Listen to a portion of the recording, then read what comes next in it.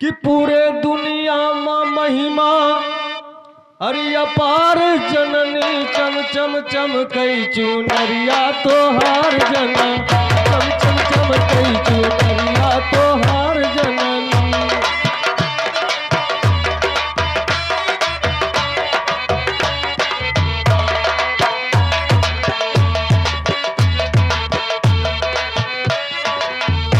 पूरे दुनिया में महिमा अपार जननी चम चम चमकई चुनरिया तोहार जना चम चम चमकई चुनरिया तोहार जननी।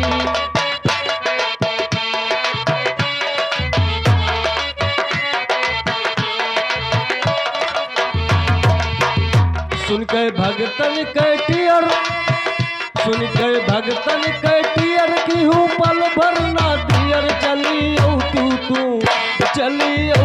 तू भगवत सवार जना चली तू भगवत सवार जननी।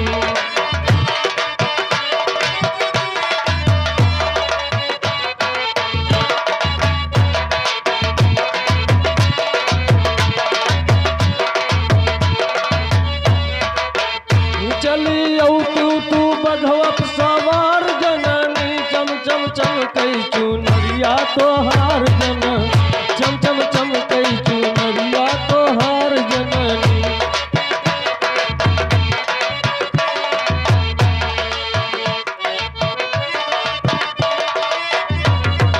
कहो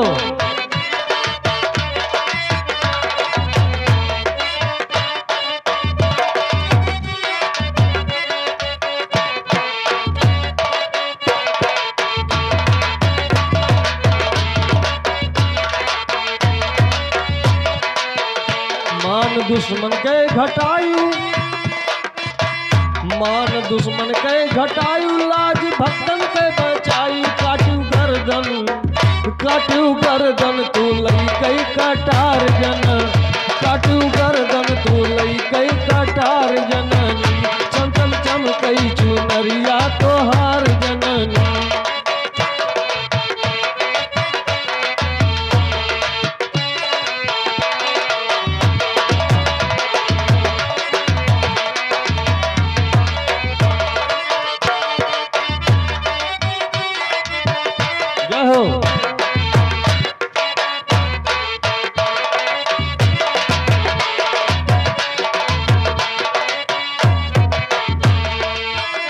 धजा नारियल चढ़ाई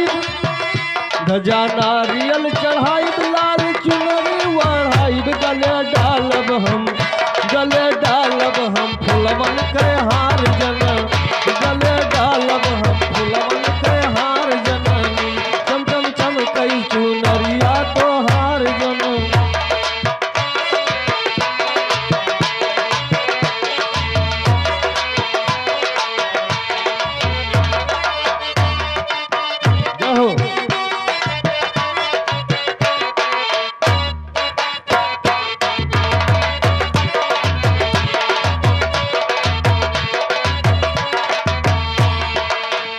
गाना सब क्यों गावे काल हर क्यों मिलावे कथा बैठा लिखे लंबरदार जन कथा बैठा लिखे लंबरदार जननी चम चम चमकई चुनरिया तोहार जननी।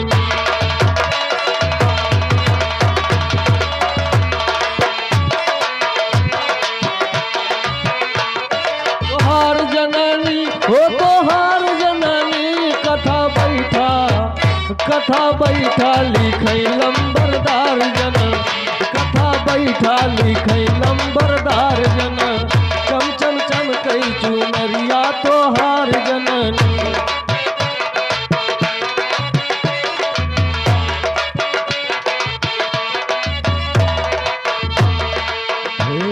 बोलिए शेरा वाली माँ की। चोखा हम सबका पसंदीदा चैनल चोखा प्लीज सब्सक्राइब करें और शेयर करें और हाँ बेल आइकन को जरूर दबाएं। हम सबका पसंदीदा चैनल चोखा।